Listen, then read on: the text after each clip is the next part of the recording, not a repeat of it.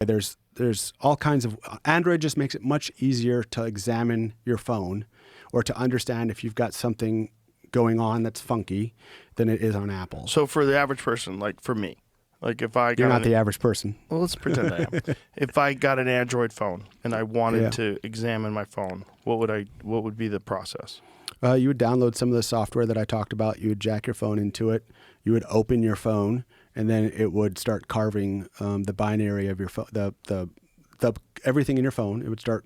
You could create a one-to-one emulation of your phone if you wanted to, and then you would be able to get under the hood and examine the apps. You'd be able to examine the binary. What's the executable code? You'd be able to look at all of those things, and then determine, because Android open source project is published, you could do a one-for-one and say, well, at the kernel level, there's this weird code that's not in the Android build. So what is this code? And then with a neural network, you could I've never done it, but I'm sure you could figure out what the intent is of that code, even for a layperson. So I could take that information, I could put it into Perplexity, and Perplexity would lay out what's going on with it? Ostensibly, it would be able to, yes, unless it was some type of weird code. I haven't used Perplexity, so I don't know if they have something like ChatGPT's Codex. But I sort of just tried just to be like, can you help me examine my Android phone is doing, looking for any malicious actors? Yes, I can walk you through structured non-destructive check for malware or other shady activity on your Android phone. For tools, commands, quickly check for common warning signs, sudden big battery drain when you're not using the phone, unusual data usage, particularly in the background, apps you don't remember installing, or icons briefly appearing and then disappearing.